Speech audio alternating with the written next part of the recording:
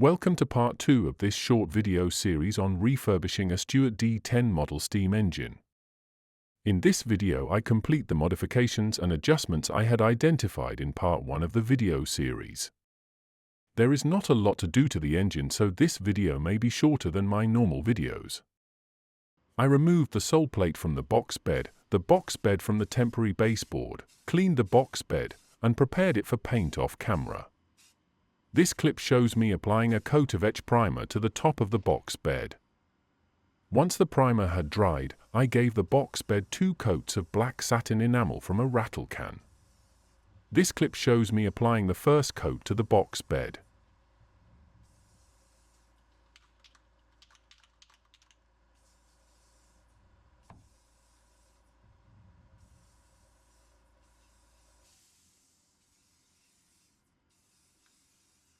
While the paint was drying, I moved on to making a plug and nozzles for the inlet and outlet of the engine. This clip shows me threading a piece of hex brass bar 1/4 40 threads per inch.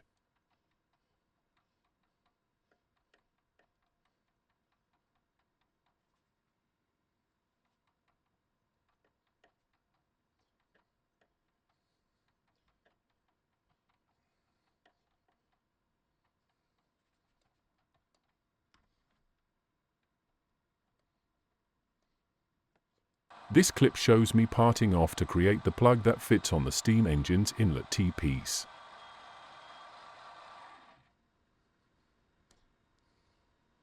Next, I moved on to making the inlet nozzle for the steam engine.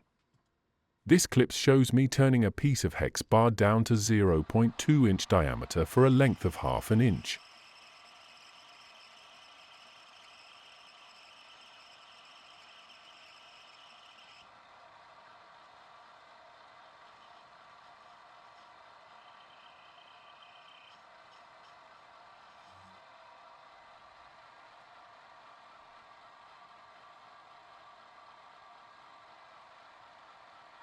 I then cut grooves on the nozzle so silicone tube will fit securely on the nozzle when I'm running the engine on air or steam.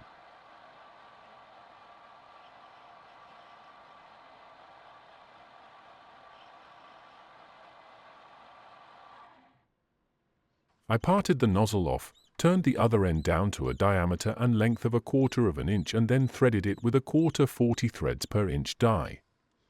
This clip shows me threading the nozzle.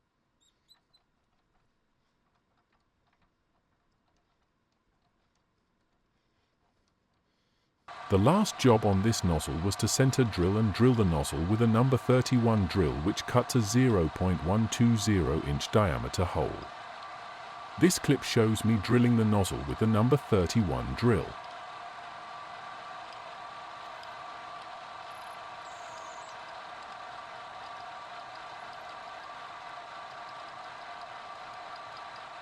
Made the nozzle for the outlet in much the same way, except instead of threads for the nozzle to screw into an adapter, I turned down a piece of 1/4 inch round bar to 0.2 inch diameter, grooved the nozzle, drilled the hole in it, and then silver soldered a union cone onto the end of the nozzle. This clip shows me silver soldering the union cone onto the nozzle. This photo shows the finished nozzles and plug on the bench. These will be installed when I rebuild the engine. Next, I moved on to building up the engine. This clip shows me tightening the bolts that hold the sole plate onto the newly painted box bed.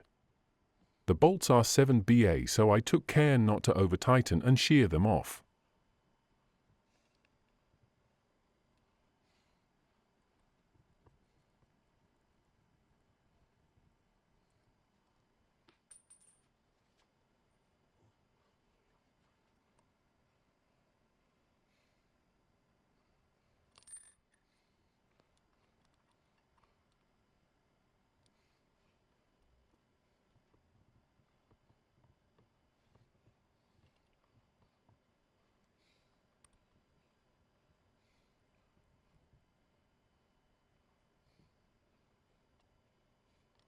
I then installed the inlet and outlet nozzles and the plug on the inlet pipe. This clip shows me installing the nozzle on the outlet manifold of the engine. While tightening the fitting, I took care to ensure I didn't bend the copper piping.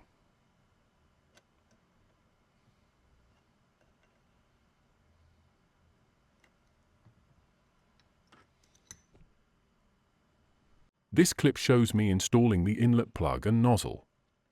I used Loctite 542 to seal the inlet nozzle and plug. Again, I took care not to bend the copper piping while tightening the fittings.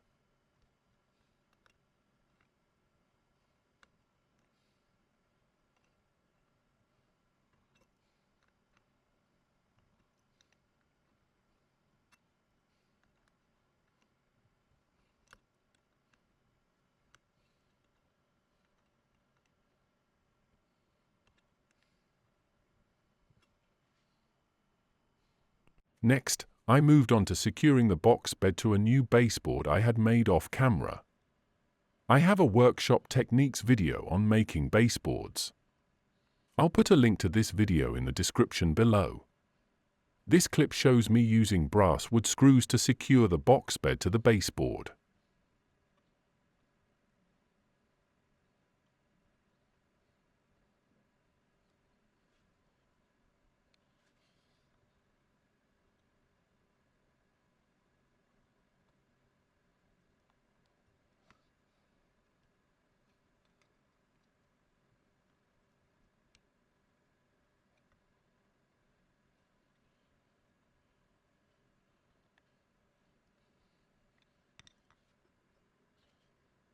I had decided not to fit oilers on the bearings while rebuilding the engine, as this would take a lot of disassembly.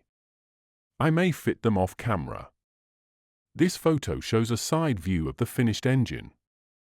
This photo shows a front view of the engine. I'm quite happy with the results.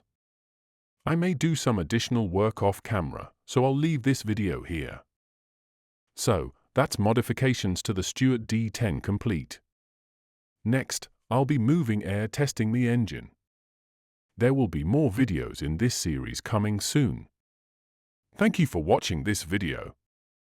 Please like and subscribe to support my channel. Thank you.